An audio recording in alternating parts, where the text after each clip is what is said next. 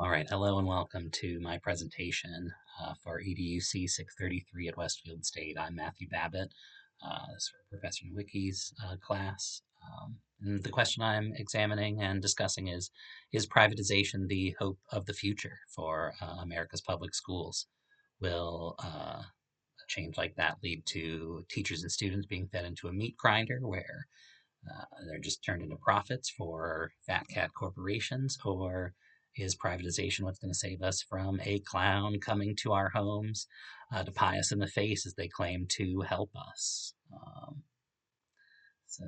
Yeah, the overview of what we're going to see in this presentation is it's discussing whether privatization is the future of public education or should schools remain primarily under public control. Corporate reformers want more private sector control. They say it will make schools more effective, but critics say it will cost taxpayers more, not just in the short run, but especially in the long run. And that even if the costs are not a problem, that they might not achieve the academic results we're looking for, and they might deepen inequality rather than fixing issues of equity as they claim to. And at stake is not just school management, private versus public run, but what is the purpose of education? What is the role of teachers? Um, and issues of equity and what's best for the community as well. So the two chief voices sort of we looked at and we saw in our reading were Chris Whittle and Henry Levin. They published these articles in 2006. Whittle's a wealthy entrepreneur with his hand in education and media projects. He founded Channel One News and the Edison Project, the Edison Schools. At time of publication in 2006, the Edison School served 285,000 students in 19 states and DC and the UK. And Channel One News reached 1/6 of American public school students. So Henry Levin is on the con side. He's anti-privatization. He's an education economist, studies privatization, vouchers, school choice, the cost effectiveness of these solutions. And because he's an economist, he is really valuing statistical, rigorous, analyses rather than a verbal argument, a discussion about something that just it seems true on its face. He's not interested in that sort of analysis.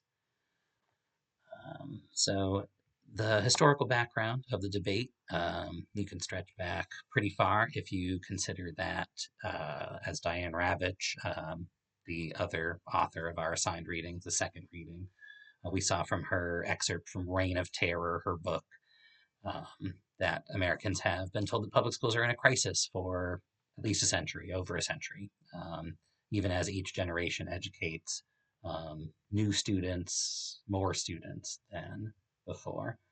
Um, there's kind of this constant feeling of if we could just go back to the way things used to be, education would be fantastic and everything would be wonderful again. But that just it doesn't have any basis in reality, really. So the 1950s version of that feeling led to Milton Friedman proposing vouchers as a way to introduce market competition into education. That led to some changes, but nothing major until some more momentum was picked up in the 1980s under Reagan and Thatcher in the US and the UK, and kind of this backlash against big government. Reagan's A Nation at Risk framed American schools as failing and in need of some sort of change. And so that kind of flowed into the privatization schools and the additional proposals of the 1990s with Chris Whittle and the Edison schools and rapid growth in charter schools at that time. So some key terms that we might see or that we will see in this presentation. Privatization is the transfer of funds, authority, services traditionally handled by public schools to private organizations. Firms or market-based arrangements. Public schooling is schooling funded by taxpayers and intended to serve the public. Education Management Organization, EMO, think HMO for that, like a healthcare management organization. Same thing, but for schools, it's a private organization, often for profit, that manages school operations or school systems on behalf of public authorities. Corporate reform is these private sector based reforms, market oriented reforms that are supposed to improve accountability. They're focused on testing often. And economies of scale is a phrase that Whittle uses about how they're going to be able to reduce their per unit cost by running a large number of schools across like a wide geographic area. That's one of the ways that private run schools will be more efficient. Then some more key terms that are a little bit less of key terms because they're kind of related to peripheral or tangentially related topics. Charter schools are not quite private run schools. They are publicly funded. They have greater autonomy than a traditional school, district school, public school. Um, and I'm going to discuss those further and how they interact with being or not being for profit organizations and EMOs. A voucher is a system that allows public funds to help pay for tuition at other schools. And school choice is the system that often is attached to or tied to. Um, Families can select public schools, charter schools, sometimes even private schools or religious schools in the neighborhood rather than their assigned neighborhood school. And finally, one last vocabulary term, term to know is civic capacity, which one of the anti-privatization voices, one of the other articles, not one of the assigned readings. They use this term, and it means the ability of schools and communities to build trust and participation and shared responsibility for educational decision making. The authors of that study do not think that civic capacity is well rewarded, is well you know buoyed by private sector run schools. So some essential questions: is public education genuinely in crisis, or has the crisis been overstated to justify privatization? Um, can private firms manage schools more effectively than democratic public institutions? Will private firms be more innovative than democratic public institutions? So, kind of the idea of is handing over uh, control to private interests necessary because there's a crisis, or is it wise because they would be better stewards? Or on the other hand, would the interest suddenly to reward investors mean that the focus would turn away from students? Um, Another question for the debate, the discussion is: do charter schools and vouchers and EMOs expand opportunity, or do they deepen inequality and stratification? They would argue that they address inequities and issues like that, and their detractors would say they worsen inequality. Can economies of scale and technology, computer, internet, things like that, AI, not part of this article, but I'm sure the same sort of people would believe that AI is going to transform schooling. Is it going to reduce staffing costs? Or our adoption of things like this and belief that they're going to change everything, is that going to weaken instruction? Is that going to lead to not enough supervision, which would be a danger to children? And the last big question is: who should control schools? Elected public bodies, educators and communities, or private managers and investors? Who should be making these decisions? And so, specifically, these are a little bit more pointed questions. I think the person asking would think there's a right answer to. The questions may be asked by supporters of privatization. They'd say, well, if public schools have remained so structurally similar decade after decade, how can they possibly be equipped to address a crisis or crises? How could an institution that's hardly changed over the course of generations be relied upon to discover new and better methods for what they do? Private organizations, if they can innovate more quickly, shouldn't they play a larger role in designing and managing schools? Because it doesn't have to be a full takeover. Some of what we'll see is corporations providing materials or programs or apps. Shouldn't they at least have some place in schools? And last, healthcare, defense, technology. There's heavy investment in their research and development, including of our tax dollars. Why shouldn't the same thing happen for education rather than relying on slow bureaucratic change? So Whittle's vision is one that merges education, finance, technology. Public education has changed too little. They accept mediocre results. Schools need a major redesign, not a minor reform, he says. So the innovation and the flexibility that the private sector brings, that is what's going to allow education to improve. That's what's going to make schools improve going going forward. Um, as we said earlier, he thinks large organizations can take advantage of economies of scale to run more efficiently, not spend as much money, and the investment that they can offer, that they can put into R&D, research and development, is going to help them. And so he did have some specific ideas about what those innovations might be, and he was trying to implement them in his schools. You can see this in his book Crash Course. So Whittle recommends a real reimagining of the schedules and disruption of like the usual day, and a lot more independence. He thinks that you can put students in a library, have them read, put them on a computer, have them be researching, writing a report, and that frees up teachers to save money for the district because they don't have to hire as many teachers. So it's an hour of independent even for first graders, 2 hours of independence for third graders. It's half the time for middle schoolers, and 2/3 of classroom time is now independent work time for high schoolers in Whittle's vision of a plan here. And that would allow teachers to, serve 3 times as many students, say, at the high school level. So you could pay, he says, you would pay teachers double and hire half as many teachers. So that's a pretty great outcome, huh? Everybody, all the teachers listening. But in practice, we didn't get any of these, at least at time of writing, 2006. None of the schools were employing half the number of teachers and paying them double, and had this enormous independence fostered. This was an end goal, something he hoped to work up to.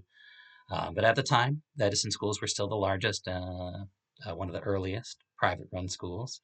Um, they were expanding into Philadelphia and Baltimore when they had about 20 schools, and that number increased as they expanded to 35, 40, and that actually did not go hand in hand with their stock price going up. Their stock price cratered at that time.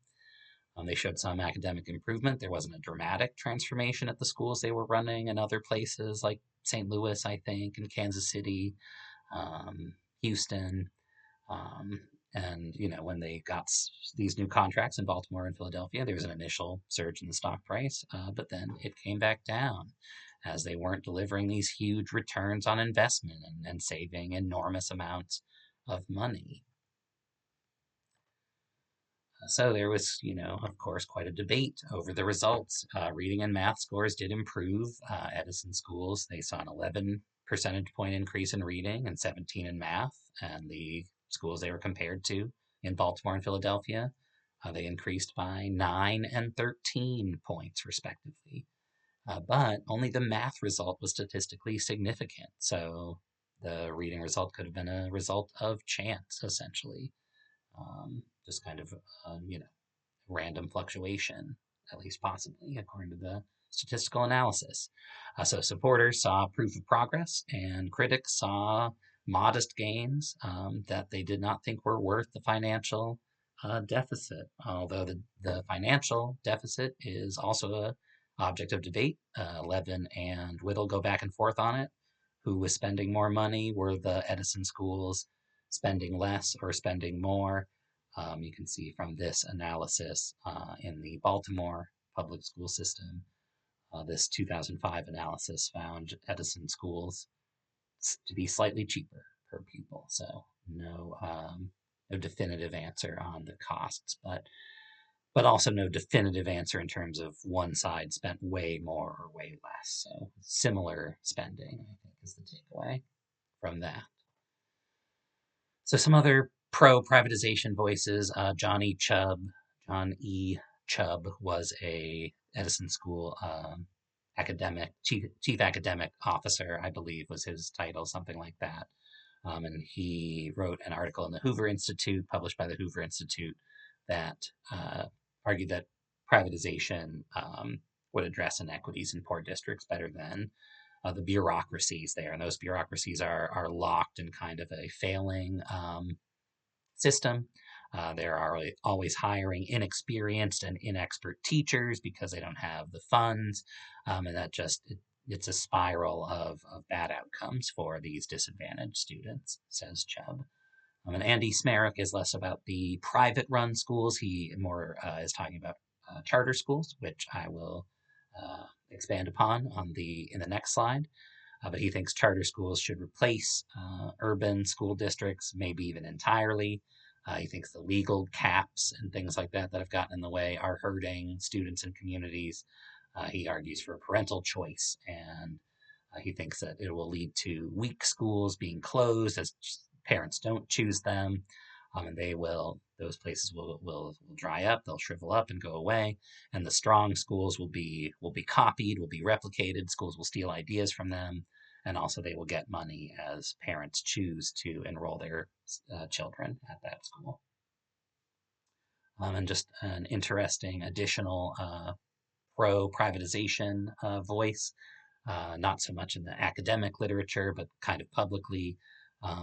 The Gates Foundation was attached to the film Waiting for Superman about these schools and charter schools and inner city schools, and Oprah Winfrey trumpeted that film for a week on her shows, and that affected public sentiment about it. So charter schools are interesting. They cannot be for profit. Arizona is the exception. You're allowed to in Arizona, but other states you're not allowed to run a for-profit charter school. Still, though, debates about charter schools and debates about privatization have a lot of overlap. Charter school advocates make a lot of the same arguments about failing traditional schools and how charter schools have this unique ability to innovate that private run schools, the same argument Whittle makes about private run schools. Um, so to follow up on the for-profit thing, though, in name, all these schools in other states are not for profit, but some would argue that they are using loopholes in real estate and services to actually make a profit on our, tax money for schools. So according to the Network for Public Education, 20% of charter schools should be designated as for-profit schools. That's much more than the number that are legally allowed to operate as for-profit in Arizona.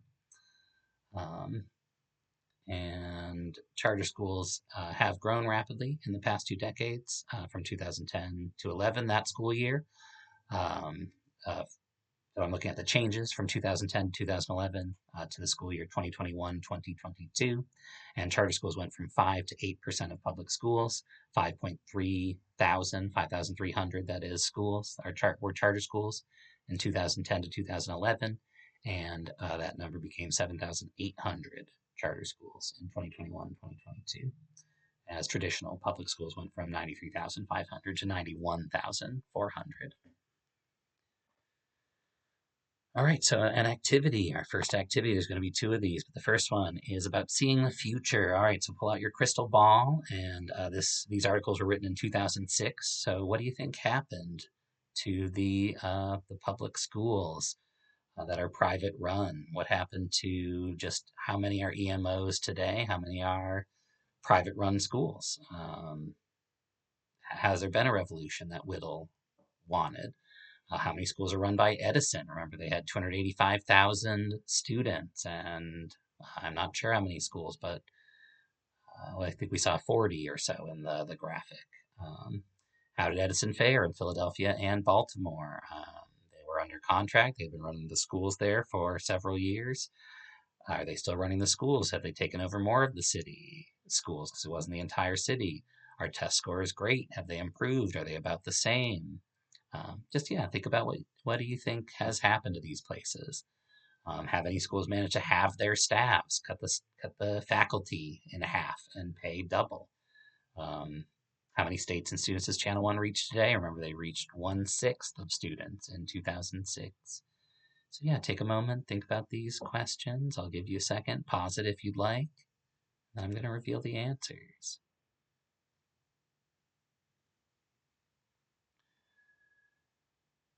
So 3.7% of public schools today are run by EMOs, a pretty small number. As we have seen in just talking about charter schools, that number can be up for debate. If you define things slightly differently, if you draw the lines differently, you could get a different number there. But one of the government data sets I examined said 3.7%, the latest data they had. How many schools are run by Edison today? It's 8. They are down to 8 schools.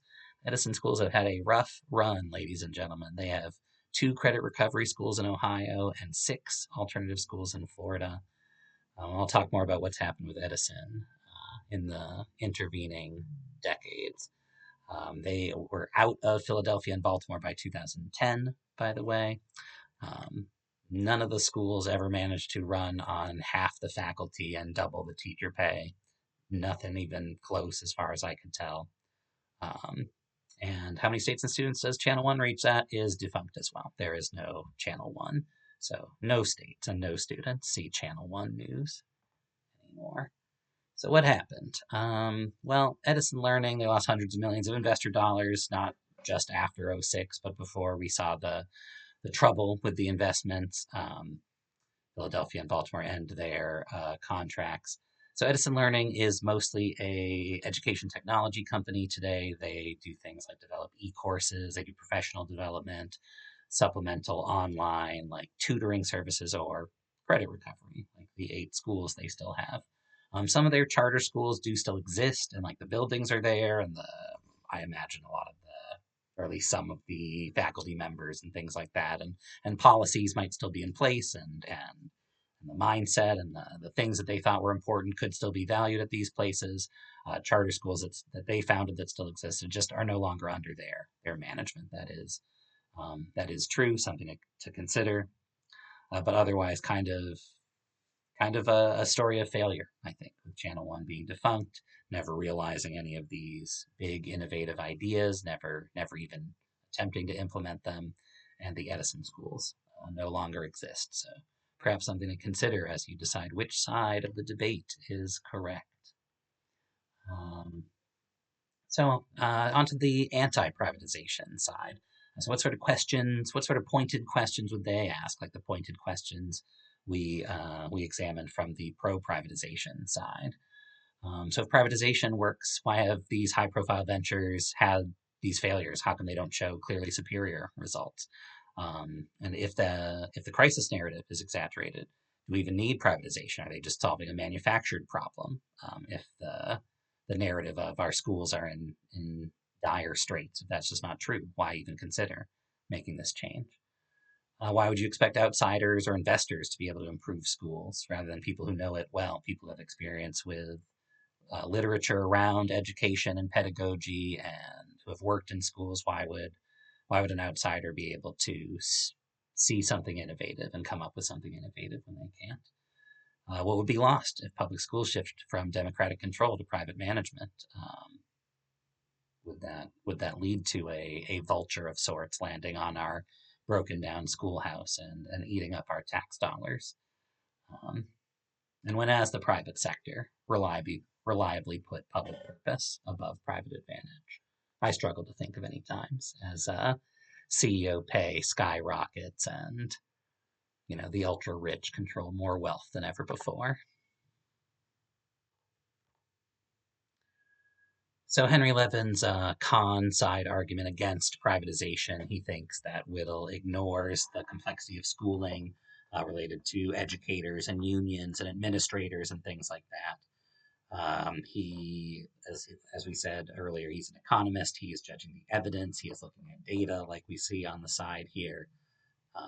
He didn't think Edison's results were impressive enough to inspire reformers to follow their lead. He doesn't think he gets into the nuts and bolts of Whittle's argument and Whittle's plans. He doesn't think the economies of scale are going to save a tremendous amount of money. Doesn't look like it panned out that way for Whittle. Or maybe just didn't have enough schools. That might be his argument to take advantage. And Levin doesn't think that peer tutoring and student chores to free up independent time can replace teachers on the scale that Whittle imagines. And again, kind of seems like he might be right there. And so if you look over at the chart shows results for the Edison schools from 1995 to 2001, some results. And you can see a 6% gain in proficiency and 6% gain in who's not failing, 95 to '01, and just 2000 to 2001, a 7% and a 9% gain. Those are in criterion referenced tests. And the norm reference test saw 5 percentile points gained by these schools. And I believe these gains were shown to be statistically significant. But if you read the note at the bottom, you can see that there is disagreement even about these statistically significant results, because detractors say that the Edison schools didn't give data from all 113 of their schools, only 74 of them. Edison says that they hadn't controlled those schools long enough to be able to show positive results from them.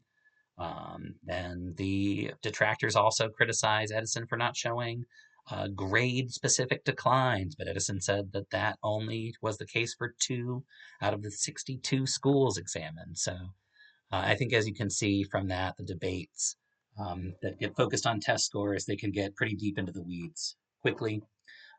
Ultimately, what was the effect of the Edison school takeover? I think it's hard to say. Same with just more broadly, are charter schools better educational opportunities than traditional public schools? You point to test data, and I think you can make the argument based on numbers for either side. And that's not to say that there is no right answer and there never can be a right answer, but just to say that we have to be careful about accepting data-based arguments at face value. So Levin has his own vision, his alternative vision of what reforms look like for schools, what's going to work, and he thinks that it's better salaries, you train teachers and principals better, you get a preschool system in place, work on family and community engagement. I think that stuff all makes a ton of sense, and there's a lot of broad agreement. Then a little bit more of a Levin specific suggestion, something that he thought would work, but I think is not as widely accepted. He believed in this sort of like very challenging curriculum, and even students who were lower or weaker or perceived to be, you don't give them remediation and drill and kill. You give them challenging tasks, and the real world aspects of that and the interesting complexity would help them, would be better educating moments for them. So yeah, he thinks that these investments, you'd have to spend money to have better preparation, higher salaries, provide preschool. He thinks you'd get a return for that, though, in terms of like a dollar for dollar return and higher graduation rates. Those people would be able to contribute higher tax revenue, and they would also contribute less to times where the government has to spend money related to crime, policing, lawyers, judges, healthcare, and welfare. People who graduate from high school are less likely to need public money for those things.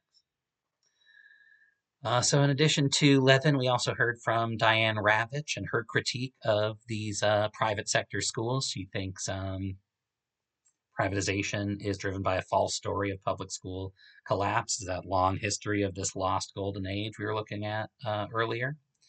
Ravitch, by the way, she worked for the Department of Education under H.W. Bush, and Bill Clinton. So she thinks that there's too much testing. Federal, that's not what that bullet's about, but she does think there's too much testing. Market reformers focus too narrowly on testing, and they neglect a lot of important issues. She lists things like poverty, segregation, underfunding, class sizes, teacher autonomy, things that really affect how effective an education is, that these corporate reformers do not pay attention to. And to return to that third bullet point, she thinks that federal testing like the NAEP, the NAEP test, and graduation rates and college attendance rates push back on that story of a decline, and that things are actually the best they have been. And so next I have a video of Diane Ravitch speaking about education privatization. It's short, 3-4 minutes maybe. What we have, instead of making the investment of energy, the investment of thought, the investment of dollars, what we have instead of that is that we're turning over school buildings and children to private corporations. Some of them operate for profit. Some of them operate not for profit, but they're not inside democratic control. They're not the public schools. There will be cities in this country, if we continue on this path, that don't have public education anymore. Or if they have public education, it will be the system of last resort. We have vouchers in 20 states. I mean, the reason we have charters is because the voucher people gave up on vouchers, thought they would never come to pass. Every time vouchers have been put up to a vote, they've been voted down.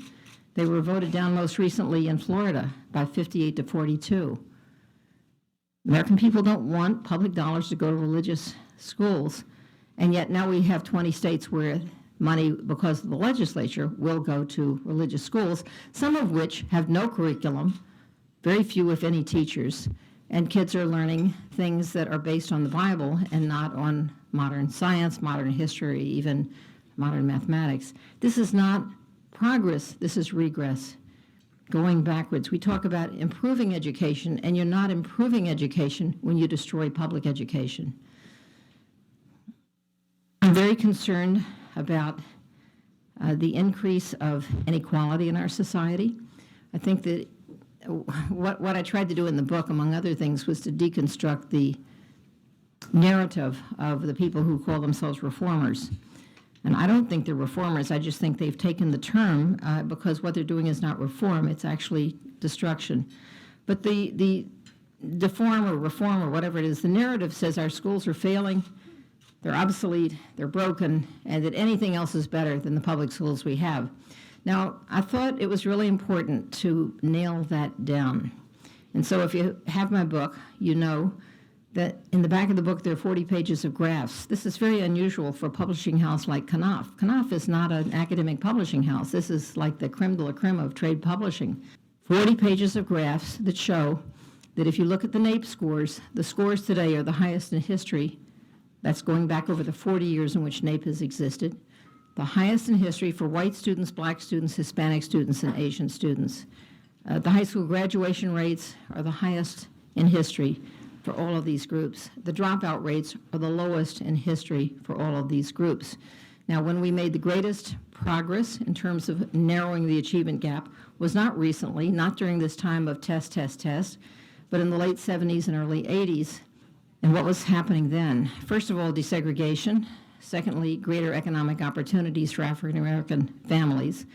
Third, the enrichment of many schools in the inner city with Title I funding. And fourth, an increase in early childhood education. One would assume, if you looked at the evidence, that we would be doing more of the same. We're not. Instead, we have today an agenda, a national agenda, of testing, accountability, choice, and competition. And I hit my head and I think, wait a minute, that's the same agenda we had back in 1991 and 92 in the Bush administration. How come we have the Republican agenda? That's our national policy. We've been trying this now for 20 years. It is the status quo. When you have the federal government, the Gates Foundation, the Walton Foundation, the Broad Foundation, the Dell Foundation, the Arnold Foundation, and about 100 other foundations all on the same side, vast amounts of money promoting the privatization of public education, promoting testing, accountability, choice, competition. That is the status quo. So what we have going on is a grassroots resistance. Parents are rising up and saying, but we want our neighborhood school. We don't want it to be closed. There's a rebellion going on right now in Newark, New Jersey, where the parents in New Jersey who have not had democratic control of their school now since 1995 have said, we don't want our schools to be closed. We don't want our schools to be privatized. That's huge. Parents in Philadelphia, outraged at the closing of their schools. This is happening in city after city. Will it be enough to overcome the power of the U.S. Department of Education, the power of the billionaires, what I call the Billionaires Boys Club? I don't know. Okay, so there's quite a lot there. Continuing on. All right, some more voices, con voices, anti-privatization voices. Suzanne Blank and Elaine Simon, they specifically examined the successes in the Philadelphia Public Schools of the EMOs. Um, it was more than just Edison there. There were several EMOs operating in the Philadelphia Public Schools. And they argued that the successes in mostly middle school and elementary school did not really mitigate failures at the high school level. They didn't translate to higher test scores at the high school level. They didn't translate to higher rates of ninth graders graduating in 4 years, things like that, or what they brought up in the paper. They also argued that these private run schools, they would have a hard time building community relationships, developing that civic capacity, like we discussed earlier. And they said that's sort of a deal breaker when it comes to trying to create a successful school in an underserved community. And then we have April Moore and Alex Molnar, and they wrote about commercialization, so sort of a related but not exactly on the exact same topic discussions and articles that they wrote about corporations and commercialization in schools. So they both point to Channel One in their writings. So probably be pleased to hear that that is defunct. But they also talk about, say, Moore talks about the junk food that is advertised and sold in schools and vending machines, things like that. Ties the corporate influence in education to the obesity epidemic. Alex Molnar, he's critical of like corporate branded like educational items, things like Pizza Hut's reading incentives. I know I'm a little older than some people in this class, but a lot of my peers, people my age, I remember the personal pan pizzas you would win, you would earn from Pizza Hut from their reading program. And Molnar is also concerned about some new issues brought about by new technology, like digital tools that might collect student data relevant, particularly recently. We saw a lawsuit. I don't know if people saw the news report about a lawsuit with iReady, which is a company that does testing and data analysis in schools. Two of the schools, the one I'm currently at and the one I previously worked at, made use of iReady. And they are being accused of stealing student data. Lawsuit pending. We'll see. So, implications for society. So, um, the implications are pretty wide ranging. I think that what happens is that privatization could really deeply reshape not only schools, but communities and the social relationships around them because you don't go to schools in the same way as you did traditionally. Children are making friends differently, parents are connecting to other parents and administrators and people in their community differently. Or it's somebody not in their community because they have made a school choice decision to attend a school far away. It would redefine communities if this became widespread. Um, it's also a key issue.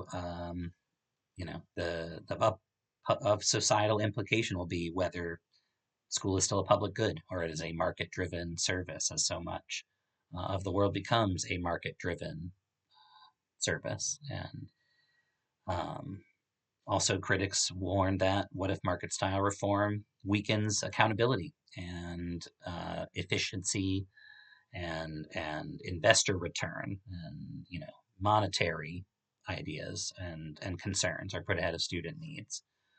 Um, and There's worries that corporations will become even more influential.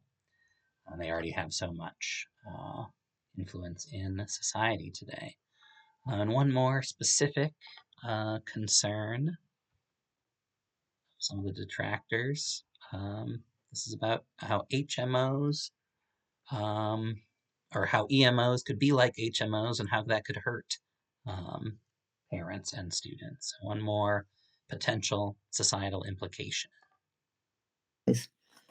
That just kind of gives away the game, right? I mean, it's not really about improving educational outcomes. It's really about just saying a philosophy that the free market is what we should apply to every sector, including public education. Is like one of the few remaining sectors that hasn't been given over to the free market, and they see that as an opportunity. These for-profit corporations see this opportunity, And then, of course, they fund the political campaigns of people who will go in and vote for vouchers as sort of this evolutionary step towards full privatization. And then I spoke with a superintendent here in South Carolina, and he just believes that they'll get everybody to do vouchers and go to send their kids to private schools, and the private schools will raise their tuition, and then they do away with the vouchers, and then everybody's forced, like our medical system, to pay out of pocket or to purchase some kind of educational plan for their kids, because exactly what you said in the beginning, it's like there's just this philosophy that people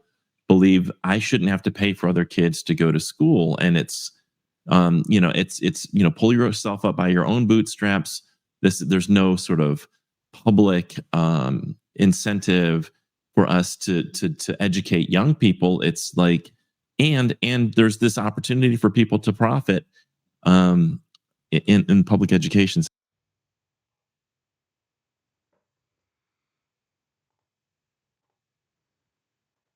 All right. So That's just kind them already. All right. So one more activity. This one's a quick one, just to see how well you understand how each camp kind of conceives of the issues, how they frame the arguments. Read these 7 short statements, decide whether each one sounds more consistent with a pro privatization perspective or anti privatization. You can pause for a few moments if you want, if you need more time. And then I'll start discussing the statements and who I think would make them.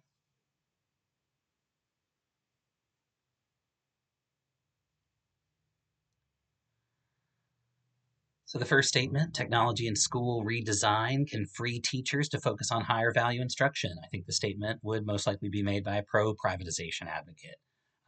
Both camps would say they support innovation in the field of education, but the pro-privatization camp is more optimistic about tech-related advances, and I think they would be the sort of group to use the term higher value instruction, and kind of implying that right now instruction might not be so high value.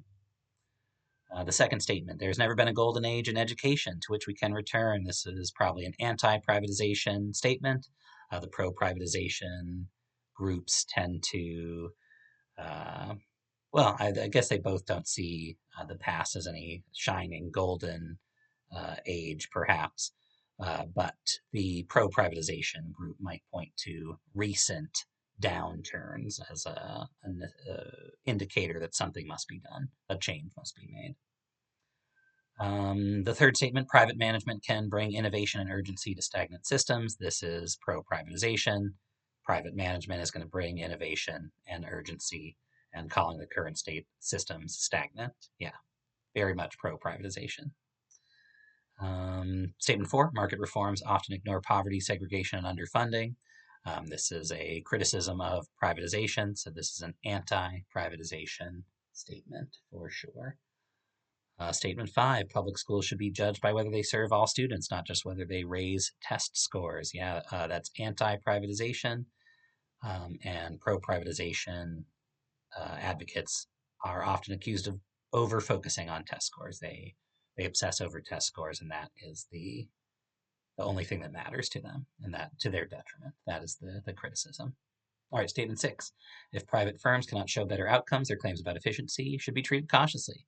This is anti privatization, critical of the outcomes that these private run schools have achieved, and urging caution about adopting their suggested changes.